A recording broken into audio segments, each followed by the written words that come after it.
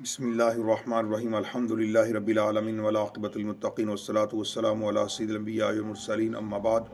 فاعوذ باللہ من الشیطان الرجیم بسم اللہ الرحمن الرحیم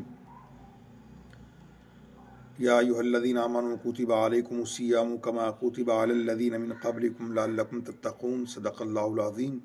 ان اللہ وملائکتہ یصلون علی النبی یا ایھا الذین آمنوا صلوا علیہ وسلموا تسلیما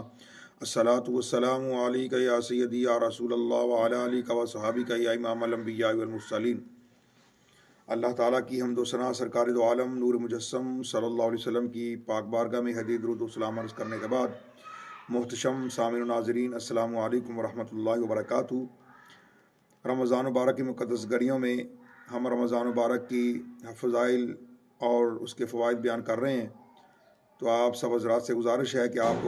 ویڈیو کو پورا مکمل سنا کریں۔ یہ 5-6 منٹ کی ویڈیو ہوتی ہے،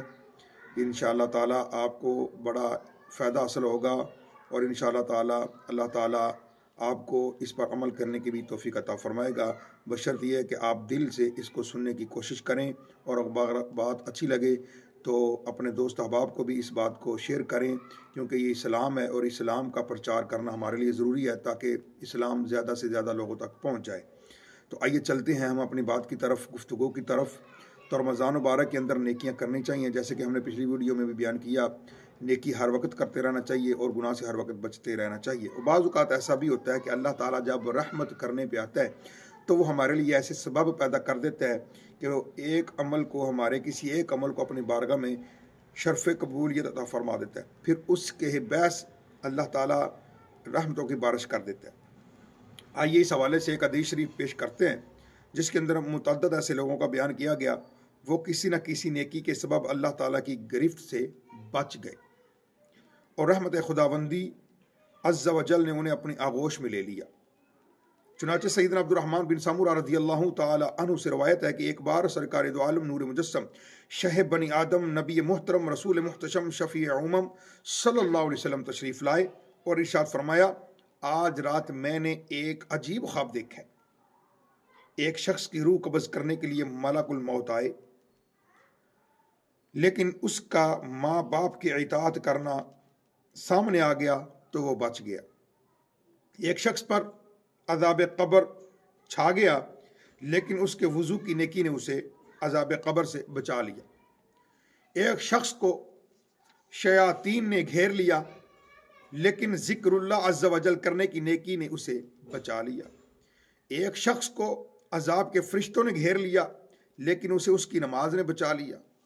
ایک شخص کو دیکھا کہ پیاس کی شدت سے زبان نکالے ہوئے تھا اور ایک حوض پر پانی پینے جاتا تھا مگر لٹا دیا جاتا تھا کہ اتنے میں اس کے روزے آ گئے اور اس نیکی نے اس کو سیراب کر دیا۔ ایک شخص کو دیکھا کہ جہاں انبیاء کرام عالم رضوان حلقہ بنائے ہوئے تشریف فرما تھے، وہاں ان کے پاس جانا چاہتا تھا لیکن دھتکار دیا جاتا تھا کہ اتنے میں اس کا غسل جنابت آیا اور اس نیکی نے اس کو میرے پاس بٹھا دیا۔ ایک شخص کو دیکھا کہ اس کے آگے پیچھے دائیں بائیں اوپر نیچے اندھیرا ہی اندھیرا ہے اور وہ اس اندھیرے میں حیران پریشان ہے، تو اس کے حج عمرہ آ گئے اور ان نیکیوں نے اس کو اندھیرے سے نکال کر روشنی میں پہنچا دیا۔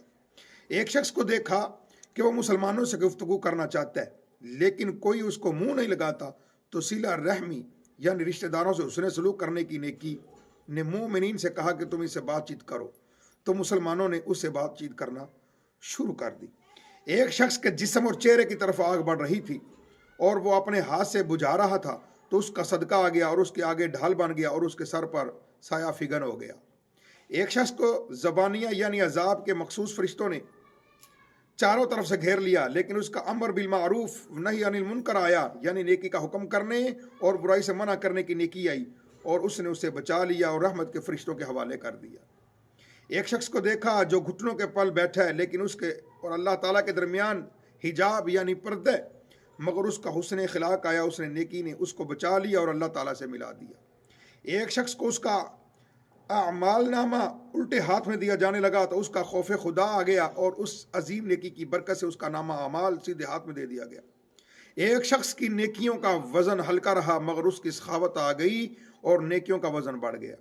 ایک شخص جہنم کے کنارے پر کھڑا تھا مگر اس کا خوف خدا آ گیا اور وہ بچ گیا۔ ایک شخص جہنم میں گر گیا لیکن اس کے خوف خدا کے بہانے آئے ہوئے آنسو آ گئے اور ان آنسوؤں کی برکت سے وہ بچ گیا۔ ایک شخص پل صراط پر کھڑا تھا اور ٹہنی کی طرح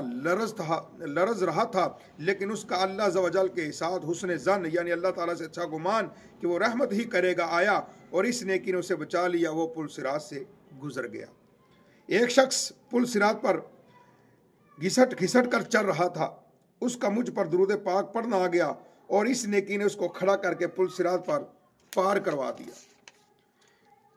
حضور فرماتے ہیں میری امت کا ایک شخص جنت کے دروازوں کے پاس پہنچا تو وہ سب بند تھے اور اس کا لا الہ الا اللہ کی گواہی دینا آیا اور اس کے لیے جنت دروازے کھل گئے اور وہ جنت میں داخل ہو گیا۔ اور کچھ لوگوں کے ہونٹ کاٹے جا رہے تھے۔ میں نے جبریل امین سے پوچھا یہ کون ہے تو انہوں نے بتایا یہ لوگوں کے درمیان چغل خوری کرنے والے ہیں۔ کچھ لوگوں کی زبانوں سے ان کو لٹکایا گیا۔ میں نے جبریل امین سے پوچھا یہ کون ہے تو انہوں نے بتایا کہ یہ لوگ بلا وجہ الزام اور گناہ لگانے والے ہیں۔ تو حضرات گرامی یہ 20 اسباب میں نے آپ کے سامنے بیان کیے جن میں سے 18 نیکی کے تھے اور 2 جو تھے وہ ایک چغل خوری کے بارے میں تھا اور ایک الزام گناہ کہ ہم ایسے ہی کسی پر بہتان لگا دیتے ہیں، اس کے جناب کھاتے میں گناہ ڈال دیتے ہیں اور چغل خوری کرتے رہتے ہیں۔ تو لہذا یہ چھوٹی چھوٹی نیکیاں دیکھنے میں چھوٹی ہیں، ہو سکتا ہے اس چھوٹی نیکی میں ہی آپ کے رب کی رضا ہو۔ تو لہذا اگر کوئی آپ سے مدد طلب کر رہا ہے، اگر آپ کے پاس ہمت ہے اس کا کام کر دیں تو انشاءاللہ تعالی وہ آپ کو ایسی دعائیں دے گا کہ اللہ آپ سے راضی ہو جائے گا۔ تو لہذا رمضان مبارک میں ہمیں جو ہے ان نیکیوں کو ضرور کرنا چاہیے تاکہ ہم ان سے زیادہ فائدہ اٹھا سکیں اور اللہ کریم ہم پر رحمت جو ہے خداوندی نازل فرمائے اور اللہ تعالی ہم گناہ گاروں کا اس دنیا میں بھی بیڑا پار کر دے اور آخرت میں بھی بیڑا پار کر دے۔ آمین ثم آمین۔